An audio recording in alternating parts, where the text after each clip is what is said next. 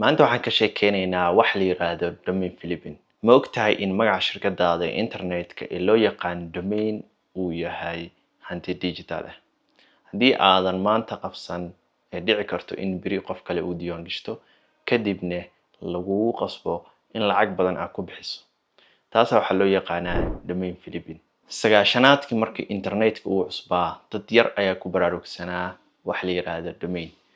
Dadkaas waxay ku dadaaleen in ay qabsadaan magacyo gaagaaban oo loo baahan karo mustaqbalka. Dadkaas waxay sameeyeen lacaga aad iyo aad u badan. Sababtoo ah magacan domainka qofka markuu qabsado wuxuu sameyn karaa intuu rabo ku iibin karaa. Waxay ku xiran tahay qofka iibsanaya ama shirkadda iibsanaya iyo asaga heshiiska ay gaaraan. Qaarkood waxaa lagu iibsaday malaayiin dollar, boqolaal kun oo dollar, kumanaan kun oo dollar. Tusaale hadda soo qaadano domainka loo yaqaan jat.com. Jat.com hadeertan waxaa isticmaalo shirkadda OpenAI. Waxay iibsatay 2023 waxayna ku iibsatay lacag gaarayso 15.5 milyan oo dollar. Waxaa laga iibsaday nin lagu magacaabo Dharmesh Shah oo ah co-founderka iyo CTO-ga shirkadda HubSpot. Tusaale kale waxaa soo qaadan karnaa domainka lagu magacaabo rocket.com. Rocket.com sanadka 2024 waxaa lagu iibsaday 14 milyan oo dollar. Waxa uu ka mid ahaa domainiska ugu qaalisan ee lagu kala iibsanayay suuqyada domainiska. Tusaale waxaa ka mid ah gold.com.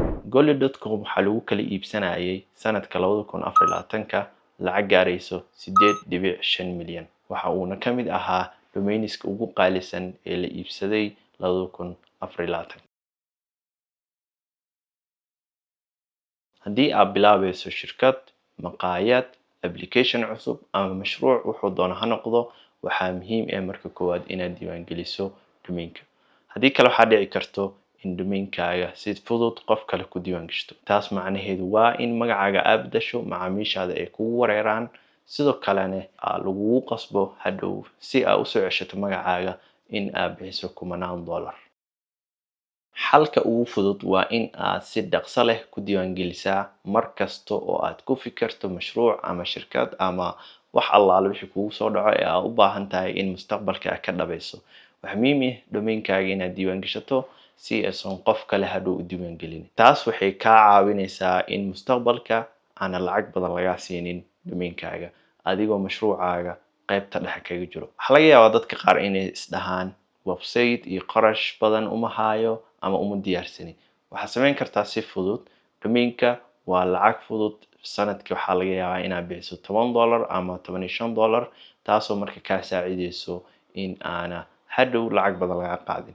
Website-kana waxaad samayn kartaa mar dambe aad samaysan kartaa. Laakiin waxa muhiimka ah waxaa waaye domainka hadeertan inaad sii qabsato. Ugu dambeyn, domainka waa hanti digital ah. Haddii maanta aad qabsato, beri wuxuu noqon karaa hanti weyn oo wax badan ku jirto. Shirkad kasta oo Soomaaliyeed waxaa muhiim ah in ay ogaato in domainka uu yahay qayb muhiim ah oo ka mid ah sumcaddooda iyo mustaqbalkooda online. Haddii aad rabto in aad qabsato domain ama magacyo bannaan oo fudud, waxaan kaa caawin karaa in aan kula diiwaan geliyo magacaaga ama domainkaaga si free ah. Qaybta faallada waxaa ku qortaa kaliya domain. Mahadsanidin.